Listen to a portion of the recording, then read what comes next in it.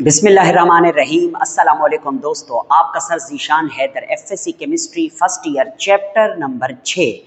आज हम chapter number 6 का लेक्चर नंबर 10 पढ़ रहे हैं और आज के टॉपिक का नाम है एंट्रोपी। एंट्रोपी क्या होती है सर जी? एंट्रोपी मैं बताऊं आपको क्या होती है। बेतरतीबी को एंट्रोपी कहते हैं, बिगाड़ को एंट्रोपी कहते हैं। इंग्लिश में कैसे लिखेंगे? डिसऑर्डर या रैंडमनेस, दोनों का मतलब एक ही बनता है, बिगाड़ या बेतरतीबी। तो किसी भी जगह पर बिगाड़ या बेतरतीबी को मैयर करना एंट्रोपी कहलाता है। अगर मैयर में परेशानी है तो सिंपल ये समझ लो, बिगाड़ जितना ज्यादा होगा एंट्रोपी उतनी ज्यादा होगी, बिगाड़ जितना कम होगा एंट्रोपी उतनी कम होगी। मिसाल लेते हैं, दो कमरे हैं, एक कमरे में हर चीज बिखरी पड़ी हुई है, सामान इधर उधर बिखरा पड़ा है, दूसरे कमरे में हर चीज तरतीब से रखी हुई है। तो जिस कमरे में सामान बिखरा पड़ा है उसमें रैंडमनेस है, उसमें डिसऑर्डर है, उसमें बेतरतीबी है, तो इसका मतलब उस कमरे की एंट्रोपी ज्यादा है। और दूसरा कमरा जिसमें सारी चीजें तरतीब से रखी हुई हैं उसमें एंट्रोपी कम है। क्यों? क्योंकि उसमें बेतरतीबी कम है, तरतीब से चीजें रखी हुई हैं। तो ये तरतीबी, बेतरतीबी और कमरा सामान, मुझे एक गजल याद आ रही है, कहो तो सुना दूं? जी सुना देता हूं। गजल पता है क्या है? कि कमरे में है बिखरा हुआ सामान वगैरह, कमरे में है बिखरा हुआ सामान वगैरह, खत ख्वाब किताबें गुलो गुलदान वगैरह, इनमें से कोई हिज्र में इमदाद को आए, जिन देव परी खिज्र या लुकमान वगैरह, और तुम आओ तो गठड़ी में तुम्हें बांध के दे दूं, दिल जान नजर सोच ये ईमान वगैरह। और शेर आखिर है कि मैं इश्क के मुर्शिद से जरा खौफ ज़दा हूं, वैसे तो बहुत जेले हैं नुकसान वगैरह। जी जनाब, अब हम एंट्रोपी की डेफिनेशन पढ़ते हैं, जो कि दो डेफिनेशनें हैं हमारे पास। पहली डेफिनेशन एंट्रोपी की देखिएगा कि entropy is a measure of randomness, randomness यानी कि बिगाड़, आर डिसऑर्डर यानी कि बेतरतीबी, ऑफ आ सिस्टम, किसी सिस्टम में बिगाड़ या बेतरतीबी को जो मेजर करता है, बिगाड़ या बेतरतीबी की जो मेजरमेंट है उसे हम एंट्रोपी कहते हैं। या आप यूं भी कह सकते हैं कि वो पैमाना है एंट्रोपी, जिससे हम किसी सिस्टम के अंदर मौजूद बिगाड़ को या डिसऑर्डरनेस को देखते हैं। ठीक हो गया? अच्छा, अब हम आगे चलते हैं। दूसरी definition, entropy is a measure of the number of ways energy can be distributed within a system at specific temperature. किसी खास टेम्परेचर पर किसी सिस्टम में एनर्जी को तकसीम करने के, डिस्ट्रीब्यूट करने के जो रास्ते हैं, उन रास्तों की तादाद को मेजर करना एंट्रोपी कहलाता है। सर ये बहुत मुश्किल हो गया, आपको समझाता हूं। अगर किसी सिस्टम में एनर्जी को डिस्ट्रीब्यूट करने के रास्तों की तादाद ज्यादा होगी तो उस सिस्टम की जो एंट्रोपी है वो ज्यादा होगी। अगर किसी सिस्टम में एनर्जी को डिस्ट्रीब्यूट करने के रास्तों की तादाद, वेज टू डिस्ट्रीब्यूट एनर्जी, वो कम होगी तो उसकी डिसऑर्डरनेस भी कम होगी, उसकी एंट्रोपी कम होगी। अब इसको मिसाल से समझते हैं।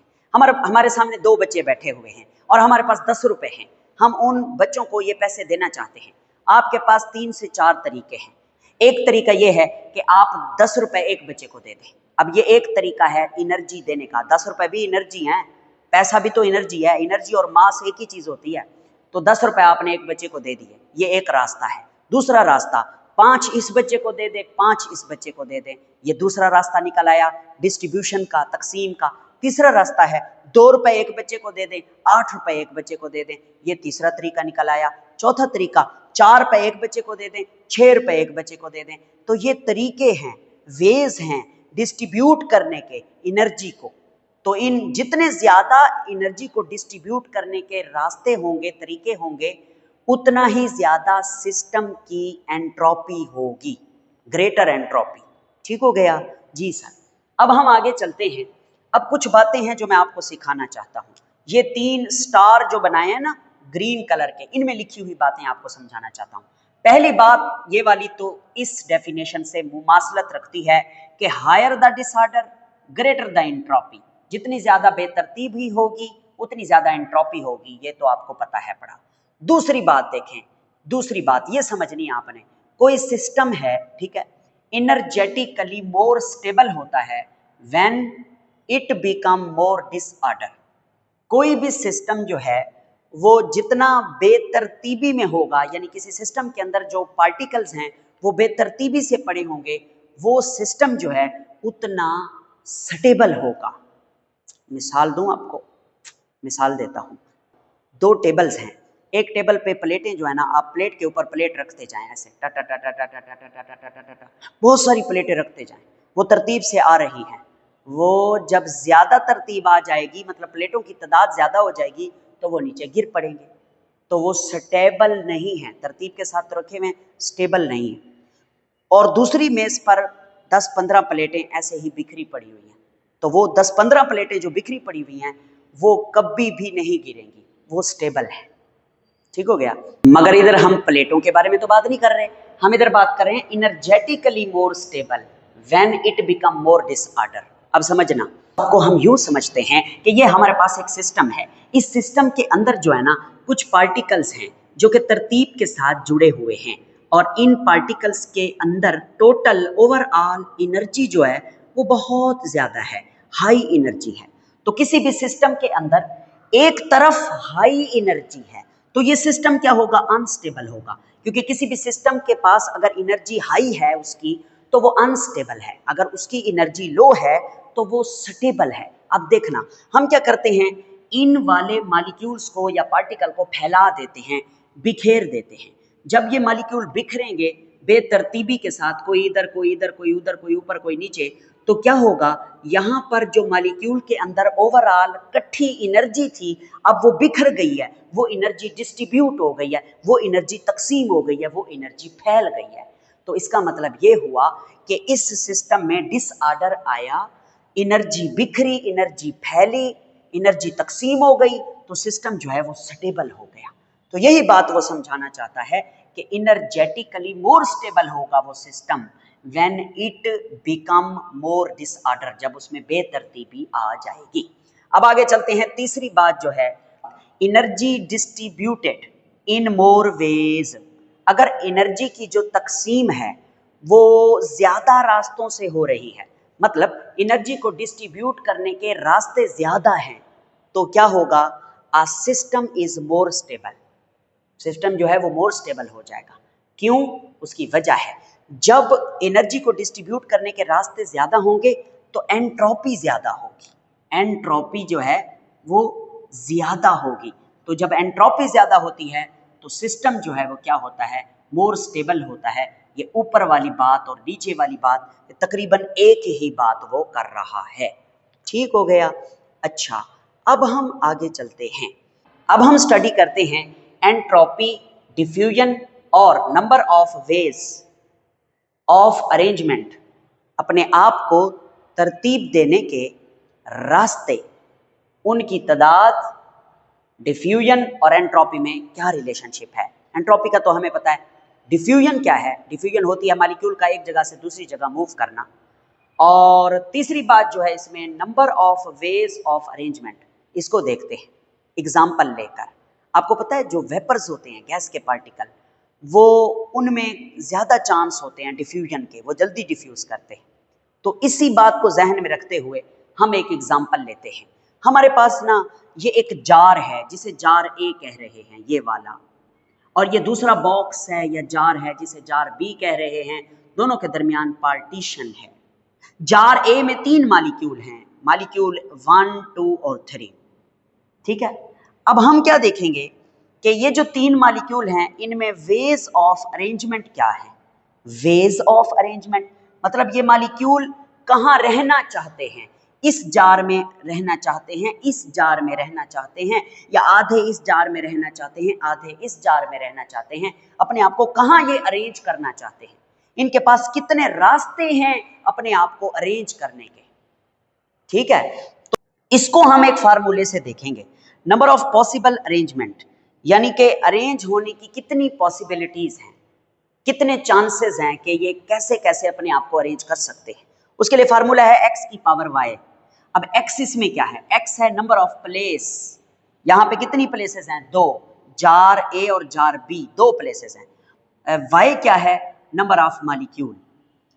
ओके, अगर हम इस एग्जाम्पल को इस फार्मूले में पुट करें तो इसमें x की वैल्यू आती है नंबर ऑफ प्लेस, यानी 2 जार हैं तो x की जगह 2 पुट करेंगे, और इसी तरह से y की जगह नंबर ऑफ मॉलिक्यूल्स को पुट करेंगे। कितने मॉलिक्यूल हैं, 3, 1 2 3, तो y 2 के ऊपर 3 पुट कर दें। तो ये इसको सॉल्व करें ना, 2 मल्टीप्लाई बाय 2 मल्टीप्लाई बाय 2, तो 2 दूनी 4, 4 दूनी 8, तो 8 रास्ते हैं इन 3 मॉलिक्यूल्स के पास अपने आप को तरतीब देने के या फैलाने के 8 रास्ते हैं। ठीक हो गया। ओके, वो कैसे हैं। अच्छा, एक और बात भी सुन लें, ये अगर बाज दफा फार्मूले में यूं लिखा होता है नंबर ऑफ पॉसिबल अरेंजमेंट, या यूं भी लिखा हो सकता है प्रोबेबिलिटी ऑफ अरेंजमेंट। प्रोबेबिलिटी का मतलब होता है चांस, यानी अरेंज होने के चांसेस बराबर है x की पावर y। ओके सर जी, क्या आप हमें समझा सकते हैं कि इन 3 मॉलिक्यूल के पास कैसे 8 रास्ते हैं अपने आप को तरतीब देने के। जी हाँ बिल्कुल, मैंने लिखे हैं और मैंने पता नहीं कैसे लिखे हैं, आप देखें। पहला तरीका यह है, पहला तरीका अपने आप को अरेंज करने का कि मॉलिक्यूल 1, 2 और 3 तीनों जार ए में ही रहें। दूसरा तरीका क्या है, मॉलिक्यूल 1, 2 और 3 जार बी में ही रहें, ये वाला खाली हो जाए। तीसरा तरीका, मॉलिक्यूल 1 और 2 जार ए में रहें, ठीक है, और मॉलिक्यूल बी जो है, मॉलिक्यूल 3 भी जो है वो जार बी में रहे। ओके, चौथा तरीका, मॉलिक्यूल 1 और 3 जार ए में रहें, 1 और 3 जार ए में रहें, और 2 मॉलिक्यूल जो है वो जार बी में रहे। उसके बाद पांचवा तरीका देखें, मॉलिक्यूल 1 बी में रहे और 2 और 3 ए में रहे। सेम इसी तरह से छठा तरीका, मॉलिक्यूल 1 ए में रहे, 2 और 3 किस में रहें, बी में रहें। सेम ऐसे ही मॉलिक्यूल 2 ए में रहे और 1 और 3 बी में रहें। सेम ऐसे ही आगे मॉलिक्यूल 1 और 2 बी में रहें और 3 मॉलिक्यूल ए में रहे। तो ये कितने तरीके हैं, 8 तरीके हैं। समझ आई नहीं आई। तो जितने ज्यादा तरीके होंगे मॉलिक्यूल्स के अपने आप को अरेंज करने के, उतना ज्यादा एंट्रोपी होगी। क्यों, क्योंकि डिसऑर्डर हो जाएगा ना। तो जितने ज्यादा रास्ते होंगे मॉलिक्यूल को अरेंज करने के, जितने ज्यादा उनके अलग अलग बिखरने के मुख्तलिफ रास्ते होंगे, उतना ज्यादा सिस्टम की एंट्रोपी होगी। सर जी, आपने तो यहां लिखा था the number of ways energy can be distributed with in a system. यहां पे आपने कहा था एनर्जी को तकसीम करने के रास्ते, यहां पे आप कह रहे हैं मॉलिक्यूल को तकसीम करने के रास्ते, मतलब मॉलिक्यूल को डिस्ट्रीब्यूट करने के रास्ते। डिस्ट्रीब्यूट कहें या अरेंज कहें, तो जी हाँ, एनर्जी, आप इन पार्टिकल्स को एनर्जी के पार्टिकल ले लें। अच्छा, ये अगर एनर्जी के अच्छा अगर ये नॉर्मल मॉलिक्यूल हैं हाइड्रोजन गैस के, तो इनमें भी तो एनर्जी है। तो एनर्जी कहें या नंबर ऑफ पार्टिकल्स कहें, एक ही बात है। अब हम आगे चलते हैं। अब देखें, ये तो फार्मूला ठीक है, इस फार्मूले पे कोई और वैल्यू लगाते हैं। अगर इस जार में 5 मॉलिक्यूल होते, यानी y की तादाद क्या होती, 5, तो आप फार्मूले में पुट करें ना, x की पावर y है, जार कितने हैं, 2 हैं, और मॉलिक्यूल अगर इधर होते 5, तो आपको पता है इसका जवाब क्या आता है, इसका जवाब आता है 32। कितना जवाब आता है, 32। यानी अगर इस जार में 5 मॉलिक्यूल होंगे तो उनके बिखरने के 32 रास्ते हो जाएंगे। और अगर 2 ही जार हैं, इस जार में 100 मॉलिक्यूल हैं, तो 100, जरा देखना, 100 मॉलिक्यूल, x की पावर y, x है 2 जार और मॉलिक्यूल कितने हैं, 100। तो इसको सॉल्व करें, इसका आंसर कितना आता है, इसका आंसर बहुत ज्यादा आएगा, वो आप सॉल्व करके देख लेना। तो उतने रास्ते होंगे फिर मॉलिक्यूल। इसका मतलब है जैसे जैसे मॉलिक्यूल की तादाद बढ़ती जाएगी, उनके बिखरने की या अरेंजमेंट की तरतीब पाने की, कि कोई इधर चला जाए तो इधर चला जा, तो इधर चला जा, तो इधर चला जा, वो रास्ते भी बढ़ते चले जाएंगे। ठीक हो गया, जी हाँ सर, ठीक हो गया। मिसाल के तौर पर वो बच्चे वाली मिसाल हम लें, 2 बच्चे थे, 10 रुपए थे हमारे पास, 3 बच्चे कर दें। अब पॉसिबिलिटीज बढ़ गई हैं, आप जो है ना एक ही बच्चे को 10 रुपए दे दें, या आप जो है ना 5 इसको दें, 5 इसको दें, इस वाले को ना दें, या 2 इसको दें, 2 इसको दें, 6 इसको दें, या 6 इसको दें, 2 इसको दें, 2 इसको दें। तो ये रास्ते बढ़ रहे हैं जब बच्चों की तादाद बढ़ी है। तो यहाँ पर जब मालिक्यूल की तादाद बढ़ी है तो उनके बिखरने के या अरेंजमेंट के जो रास्ते हैं वो भी बढ़ गए हैं। ओके हो गया। अब हम आगे चलते हैं, ये हमें समझ आ गई है। Comparison of entropy values. हाँ, एंट्रोपी का जो भी पोर्शन मुश्किल था वो हमने यहाँ तक पढ़ लिया है। अब आसान बातें हैं, बड़ी आसान बातें हैं। तो एंट्रोपी की जो वैल्यूज हैं वो किस पर डिपेंड करती हैं? तो वो 3 चीज़ों पर डिपेंड करती हैं, वो मैं आपको समझा रहा हूँ। नंबर 1, नंबर ऑफ पार्टिकल्स पे डिपेंड करती हैं। Number of particles are directly proportional to number of possible arrangement. ये यही अभी हमने पढ़ा है कि जितने मॉलिक्यूल ज्यादा होंगे उतना ही ज्यादा जो है वो नंबर ऑफ पॉसिबल अरेंजमेंट्स होंगी।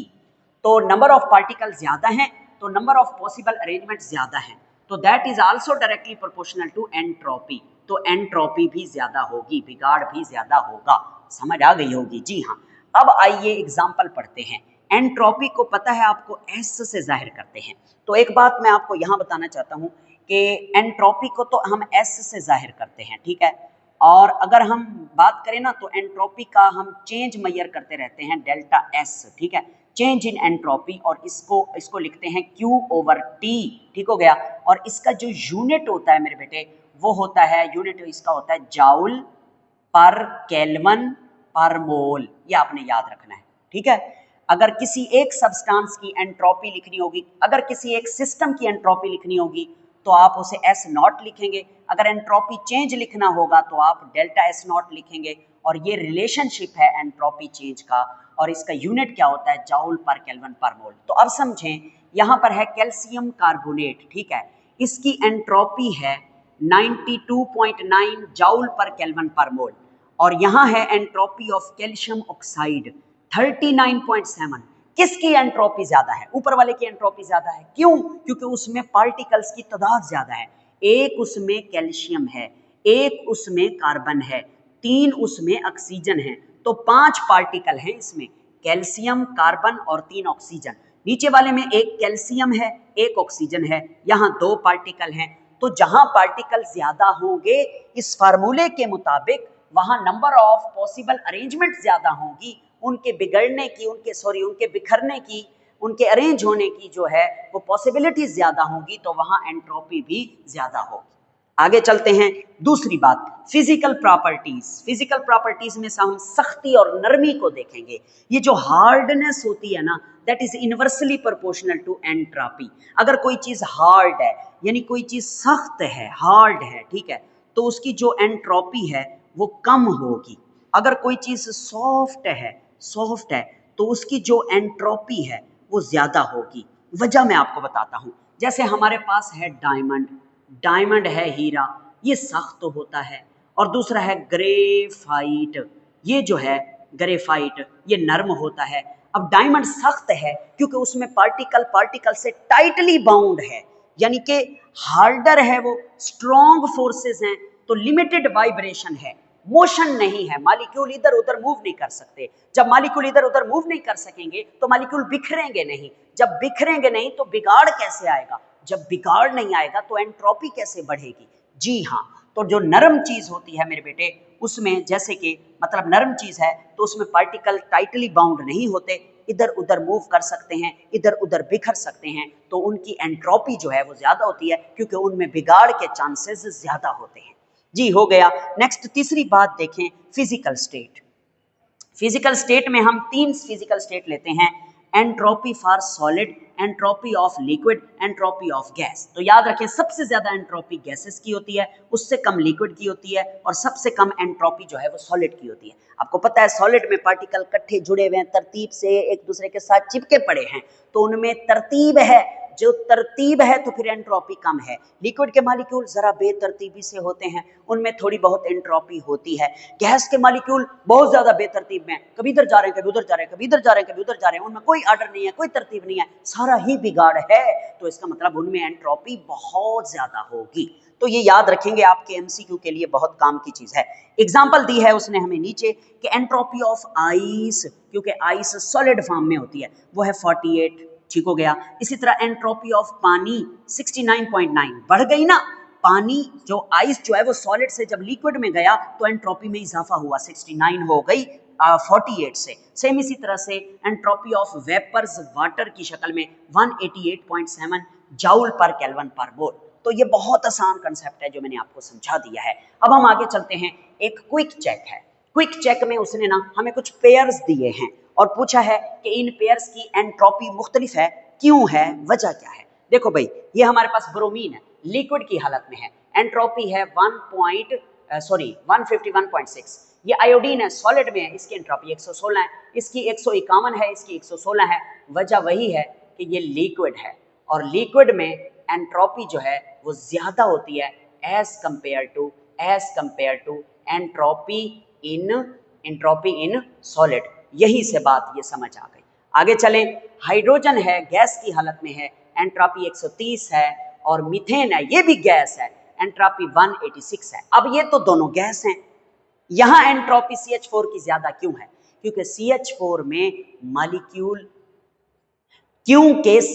में पार्टिकल्स की तादाद ज्यादा है।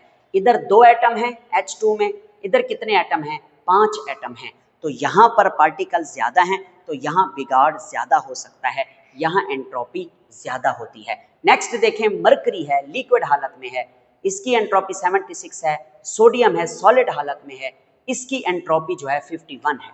अब देखो किसकी एंट्रोपी ज्यादा है? जो लिक्विड में है, क्योंकि लिक्विड में पार्टिकल बेतरतीबी से होते हैं और सॉलिड में पार्टिकल तरतीब से होते हैं, तो इसलिए एंट्रोपी भी कम होती है।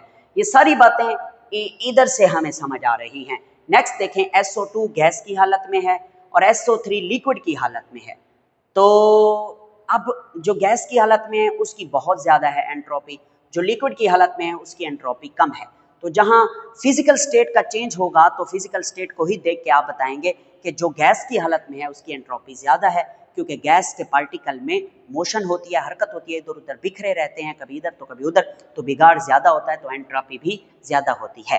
नेक्स्ट हम आगे चलते हैं, आखिरी जो आज के लेक्चर की बात है, that is entropy change in reaction.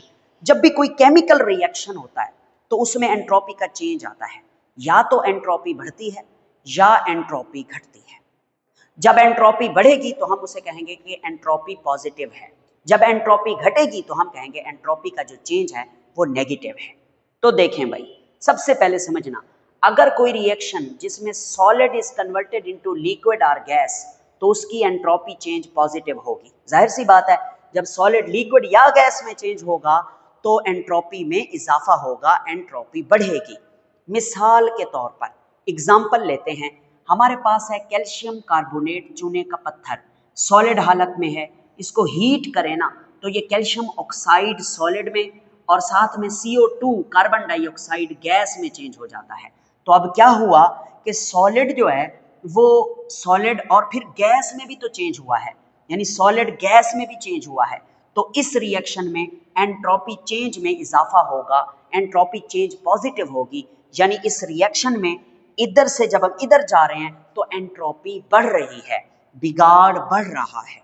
ठीक है, नेक्स्ट दूसरी बात देखें, वो कहता है if number of moles of product is more than reactant, तब भी एंट्रोपी चेंज जो है वो पॉजिटिव होगा। यानी रिएक्टेंट के नंबर ऑफ मोल कम है और वो रिएक्शन चल रहा है, प्रोडक्ट बना रहा है, प्रोडक्ट के नंबर ऑफ मोल ज्यादा हैं, तो उसमें भी एंट्रोपी में क्या होगा? इजाफा होगा। ये ऊपर वाले रिएक्शन में देख लें, ये 1 मोल है रिएक्टेंट और प्रोडक्ट इसका 1 मोल है और इसका भी 1 मोल है, तो प्रोडक्ट इसमें 2 मोल हो गए। Number of mole of product is equal to 2 mole और रिएक्टेंट के कितने मोल हैं? 1 मोल। तो प्रोडक्ट के ज्यादा मोल हो बन रहे, तो वो रिएक्शन जिसमें प्रोडक्ट के मोल ज्यादा होंगे रिएक्टेंट की निस्बत, उस रिएक्शन की जो एंट्रोपी होगी, एंट्रोपी चेंज वो पॉजिटिव में होगी, यानी उस रिएक्शन की वो रिएक्शन हो रहा है तो एंट्रोपी में इजाफा हो रहा है। तीसरी बात क्या कह रहा है? If there is a change in the number of gas molecule, अगर किसी रिएक्शन में गैस के मॉलिक्यूल्स की तादाद चेंज हो रही है और खासकर रिएक्शन में गैस के मॉलिक्यूल की तादाद बढ़ रही है, तो उस दौरान जो एंट्रोपी चेंज है वो पॉजिटिव होगा। मिसाल के तौर पर हमारे पास एक गैस है N2O5, डाई नाइट्रोजन पेंटाऑक्साइड के 2 मॉलिक्यूल हैं, ये टूट रहे हैं NO2 और नाइट्रोजन डाइऑक्साइड गैस बना रहे हैं और साथ में ऑक्सीजन गैस बना रहे हैं। यहाँ भी ये गैस है, इधर भी ये गैस है, बैलेंस करना है। इधर 2 है, इधर 4 से मल्टीप्लाई आपको करना होगा, 2 दूनी 4। तो अब देखें, इस पहले ये गैस के मॉलिक्यूल हैं, इधर भी गैस के मॉलिक्यूल हैं, मगर फर्क क्या है कि रिएक्टेंट में 2 मॉलिक्यूल हैं, अगर आप मॉलिक्यूल लें इनको, और प्रोडक्ट में 4 और 1 5 मॉलिक्यूल हैं। तो गैस के मॉलिक्यूल की तादाद में इजाफा हुआ है, तो इधर भी बेतरतीबी बढ़ेगी, इधर भी जो है क्या होगा, एंट्रोपी में इजाफा हो रहा है। आखिरी बात यह है, किसी भी रिएक्शन की स्पॉन्टेनिटी को चेक करने के लिए आप एंट्रोपी चेंज का सहारा लेते हैं। स्पॉन्टेनिटी का मतलब होता है क्या ये रिएक्शन खुद ब खुद होगा या नहीं होगा। जो रिएक्शन खुद ब खुद होता है उसे स्पॉन्टेनियस रिएक्शन कहते हैं, जो खुद ब खुद नहीं होता उसे नॉन स्पॉन्टेनियस रिएक्शन कहते हैं। तो अगर एंट्रोपी चेंज पॉजिटिव होगी तो रिएक्शन स्पॉन्टेनियस होगा, खुद ब खुद होगा, और अगर एंट्रोपी चेंज नेगेटिव में होगी तो वो रिएक्शन खुद ब खुद नहीं होगा, वो नॉन स्पॉन्टेनियस रिएक्शन होगा। मगर एक बात सुन लीजिए कि बाज ऐसे भी रिएक्शन होते हैं जिनमें हमें एंट्रोपी चेंज से पता नहीं चलता कि ये रिएक्शन स्पॉन्टेनियस है या नॉन स्पॉन्टेनियस है। बाज जगह पे एंट्रोपी चेंज फेल हो जाता है, वहाँ हम एक नया टॉपिक पढ़ते हैं जिसका नाम है गिब्स फ्री एनर्जी, या इसे आप जिब्स फ्री एनर्जी भी कह सकते हैं। ये हम पढ़ेंगे इंशाल्लाह, मगर इससे पहले इस एंट्रोपी को भी हमने मुकम्मल नहीं किया, इसकी थोड़ी सी कैलकुलेशन है, वो अगले लेक्चर में डिस्कस करेंगे। शुक्रिया, जज़ाकल्लाह।